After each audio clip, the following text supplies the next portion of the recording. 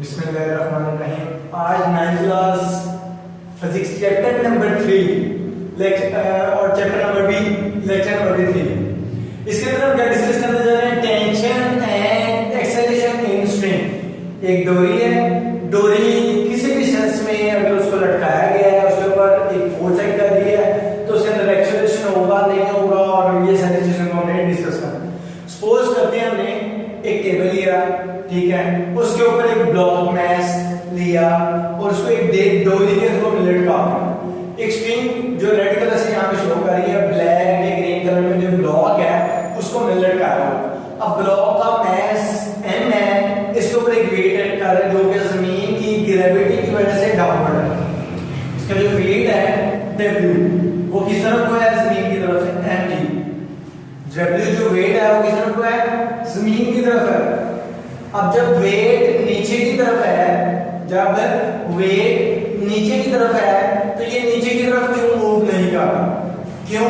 कि इसको ऊपर की तरफ फोर्स एक्ट कर रही है। कौन सी? वो स्ट्रिंग की वजह से। ये जो रेड स्ट्रिंग है, डोरी है, ये क्या कर रही है? इसके अंदर भी तनाव आएगा, टेंशन आएगी। इसके अंदर भी आएगा तनाव आएगा, टेंशन आएगी। वो फोर्स अपवर्ड एक्ट कर रही है। टेंशन अपवर्ड है, वेट डाउनवर्ड है। टेंशन अपवर्ड है, वेट डाउनवर्ड है। टेंशन भी एक किस्म की फोर्स है, वेट भी एक किस्म की फोर्स है। टेंशन स्ट्रिंग या डोरी के अंदर तनाव की वजह से आ रही है, और जो वेट की फोर्स है वो जमीन की ग्रेविटी की वजह से आ रही है, और दोनों एक दूसरे के ऑपोजिट है। तो हमारे पास यहाँ पे अगर हम देखते हैं तो यहाँ पे जो टेंशन होगा वो अपवर्ड है, और जो वेट है वो क्या हमारे पास है? डाउनवर्ड। अब यहाँ पे बॉडी के अंदर एक्सेलरेशन है नहीं है, क्योंकि बॉडी जो है, ऑब्जेक्ट जो मैस है वो मूवर नहीं कर रहा। लेकिन अगर हम कंडीशन चेंज करते हैं, इसके अंदर एक्सेलरेशन होगा और इसके अंदर फोर्स और वेट भी चेंज होगा, और नेक्स्ट पॉइंट में भी हम डिस्कस करते हैं। तो यहाँ पे हमारे पास आ रहा है कि वेट जो है इसका चेंज नहीं हो रहा है, एक पॉइंट भी है, और इसके अंदर जो टेंशन है वो भी चेंज नहीं हो रहा। सही में समझ लग रही है। और बैलेंस है फोर्स। असल जो पॉइंट आ रहा है, फोर्सेस क्या है? बैलेंस है। इस वजह से ना बॉडी नीचे मूव कर रहा है, ना ही अपवर्ड मूव कर रहा है। अच्छा, अब जो हमारा असल टॉपिक आता है वो मोशन ऑफ बॉडीज है। मूविंग वर्टिकल ऑन पुली। एक पुली के ऊपर हमारे पास एक डोरी से हमने दोनों तरफ मैच अटैच कर दिया, जो ये दिखा रहा है। एक पुली है, पुली को ऊपर हमने एक फिक्स पॉइंट से अटैच किया हुआ है, और उसकी ये जो रेड स्ट्रिंग है, इसके एक साइड पे एक ब्लॉक और दूसरी साइड एक दूसरा ब्लॉक है। अब यहाँ पे बता रहा है कि दो बॉडीज बने हैं, एक को ब्लॉक ए का नाम दे दिया हमने, ब्लॉक ए, और दूसरे को हमने ब्लॉक बी का नाम। एक ब्लॉक ए है, एक ब्लॉक बी है। इसी तरह से हमने इसका मैस m1 नाम दे दिया, इसको नाम m1 का दे दिया, और दूसरे को हमने क्या नाम दे दिया? m2 का नाम दे दिया। एक ब्लॉक ए है जो, उसको हमने m1 का नाम दिया, और जो ब्लॉक बी है उसको m2 का नाम दे दिया। अब m1 के अंदर जो वेट होगा वो क्या होगा? m1g। वेट क्या होगा? m1g, जो कि डाउनवर्ड होगा। वेट किस तरफ होगा? डाउनवर्ड होगा। और यहाँ पे जो है m2g, ये भी किधर को होगा? डाउनवर्ड ही होगा। वेट ग्रेविटी की तरफ, जमीन की तरफ ही होगा। वेट हमेशा जमीन की तरफ होगा। अब यहाँ पे एक टेंशन एक्ट कर रही है, यहाँ पे एक टेंशन है, वो किस तरफ को है? ऊपर को। ये जो टेंशन है ये किस तरफ को है? ऊपर को।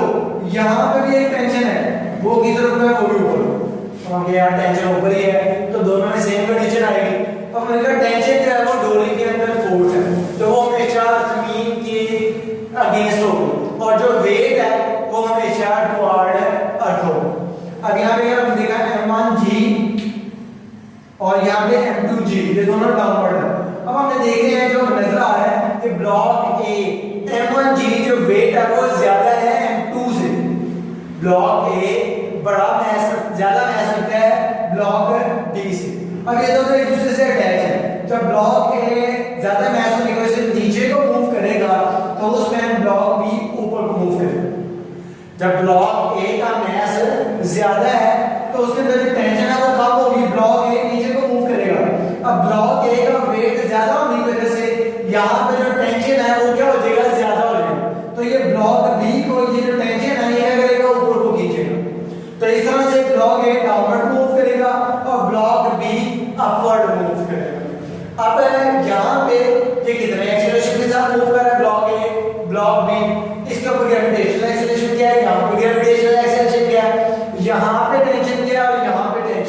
क्या है, आज हम ये तीनों चीजों को डिस्कस करेंगे। इसके अंदर हम तीनों चीजों को डिस्कस, अच्छा ये जो चीजें बताई हैं यही हमें क्या कर देनी है, लिख देनी है इंग्लिश की स्टेटमेंट के साथ। अब जो लास्ट पॉइंट है ये दोनों तो निकल लिए कि पुली जो है फ्रिक्शनलेस है, पुली जो है फ्रिक्शनलेस है, मतलब कि जितनी वेट से ये खींच रहा है उतना ही वेट से अपवर्ड मूव करेगा। यहाँ पे कोई रेजिस्टेंस नहीं है, मतलब अगर हम यहाँ पे 10 न्यूटन लगाई है तो 1 न्यूटन यहाँ पे वो वेट हो वेस्ट हो और यहाँ पे 9 न्यूटन चेक कर रही हो, ऐसा नहीं। ठीक है, मैं पहले कह दिया फ्रिक्शनलेस पुली है, मतलब यहाँ पे कोई भी फ्रिक्शन मौजूद है नहीं होगी, एक पॉइंट। दूसरा ये स्ट्रेचेबल नहीं है, ये जो डोरी है ये स्ट्रेचेबल नहीं है, मतलब कि यहाँ पे अगर फोर्स ज्यादा लगाई है तो डोरी की लेंथ में चेंज है नहीं आएगा, डोरी या स्ट्रिंग जो लेंथ है उसकी चेंज है नहीं आएगा। अब यहाँ से ज्यादा हो सकती है, यहाँ से कम हो सकती है, लेकिन ओवरऑल जो लेंथ रहेगी वो सेम रहेगी, ओवरऑल जो लेंथ है वो सेम है रहेगी, मतलब इलास्टिसिटी नहीं है, नॉन इलास्टिक डोरी है। ठीक है, ये हमारे पास इसके पॉइंट्स हैं। अब हम आते हैं इसके डेरिवेशन की तरफ, मैथमेटिकल रिलेशन की तरफ। ये फिगर की तरफ हो गया, ये फिगर। अच्छा अब ये जो पुली बनाएंगे इसको हम एडवर्ड मशीन का भी नाम देते हैं, एडवर्ड मशीन का भी नाम देते हैं और पुली का भी पूरे सिस्टम को नाम दे रहे हैं। अब डेरिवेशन की तरफ अगर हम आते हैं तो हमने कहा सपोज पहले हम इसके थोड़ा सा बेसिक की तरफ आते हैं। अब हम यहाँ पे देखते हैं कि जो वेट है, अभी हम इस पॉइंट को डिस्कस करेंगे। यहाँ पे जो वेट है ये हमारे पास किस तरफ को एक्ट करेगा, डाउनवर्ड। मैंने कहा सपोज यहाँ पे जो फोर्स एक्ट कर रही है वो वेट की वजह से वो किधर को कर रही है, नीचे की तरफ, फोर्स m1g। अब दूसरी कौन सी फोर्स है, टेंशन की। तो दूसरी फोर्स आपको क्या है, टेंशन की वजह से। अब इन दोनों फोर्सेस को मैं क्या करूं, इकट्ठा करूं, मैं इन दोनों को फोर्सेस को क्या करूं, इकट्ठा करूं, तो मेरे पास क्या आएगा, वो फोर्स आएगी जिस फोर्स से ये मूव कर रहा है। एक फोर्स वेट की नीचे लग रही है, एक फोर्स टेंशन की ऊपर को लग रही है, ये मार्कर है, इसको मैं नीचे भी खींच रहा हूं, ऊपर भी खींच रहा हूं।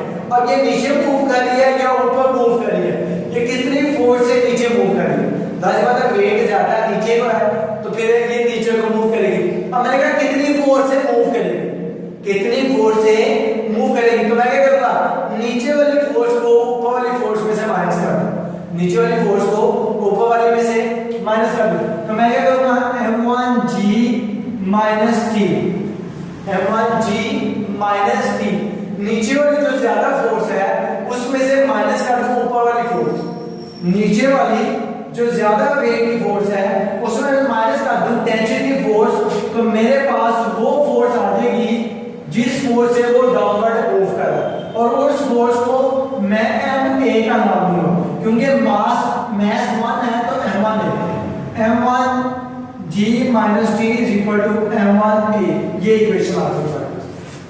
ठीक है, ये इक्वेशन आई जो कि हमने इक्वेशन नंबर 1 का नाम दिया, m1g minus t is equal to m1a, ये फिगर से हमने ड्राइव की हुई है बता। फिर इसी तरह से हमारे पास सेकंड जो इक्वेशन आ रही है वो कैसे आ रही है, इस तरह बात। अब यहाँ पे वेट जो नीचे जो होगा टेंशन ऊपर को, लेकिन बॉडी का क्या है, ऊपर को मूव कर रहा है, बॉडी का क्या है, ऊपर को मूव कर रहा है, मतलब टेंशन ज्यादा है, टेंशन ज्यादा, वेट कम है, तो हम क्या करेंगे, tension minus weight, tension minus weight, तो टेंशन माइनस वेट किसे जो कर रहे हैं, mg से, वेट किसे जो कर रहे हैं, mg से, क्योंकि m2 मास है तो m2g इक्वल टू m2a। अब ये वो फोर्स आ जाएगी जिस फोर्स से जो ब्लॉक B है वो अपवर्ड मूव कर रहा है, तो इस तरह से हमारे पास ये ज्यादा फोर्स है तो ये पहले आ गए, यहाँ पे ये फोर्स पहले थी तो ये आ गई, इस तरह से इक्वेशन 1 और इक्वेशन 2 बन जाती है। ये हमारा इक्वेशन 1 और इक्वेशन 2 आ गई। अब ये बेसिक दो इक्वेशन है, इन इक्वेशन को प्लस माइनस और सब्ट्रैक्ट डिवाइड करके हम बाकी एक्सेलरेशन और ग्रेविटेशनल एक्सेलरेशन और टेंशन को फाइंड कर सकते हैं। तो पहले हम आते हैं एक्सेलरेशन मालूम करने के लिए। एक्सेलरेशन मालूम करने के लिए हम इक्वेशन 1 और इक्वेशन 2 को ऐड करें। इक्वेशन 1 और इक्वेशन 2 ऐड करने का तरीका ये होता है, लेफ्ट साइड वाली वैल्यूज को लेफ्ट साइड में ऐड कर दें और राइट साइड वाली को राइट, ये और ये इन दोनों को हम ऐड कर दें, m1g - t माइनस m2g, ये लेफ्ट वाले को लेफ्ट वाले में ऐड कर दें, m1a प्लस m2a, ये राइट वाले को राइट वाले में ऐड कर दें। अब ये t माइनस क्या, ये प्लस है, ये क्या करेगा, काट देगा, ये खत्म हो गया। बाकी क्या हो गया m1g minus m2g, m1a plus m2a वैसे ही रहेगा। अब इसके अंदर से जो चीज कॉमन आ रही है देखते हैं उसको बाहर निकालने के बाद कैसे g यहां पे भी है यहां पे भी है, g बाहर निकाल के बाकी का बचेगा m1 माइनस m2, यहां पे a सेम है a बाहर निकल गया बाकी m1 प्लस m2 आ गया।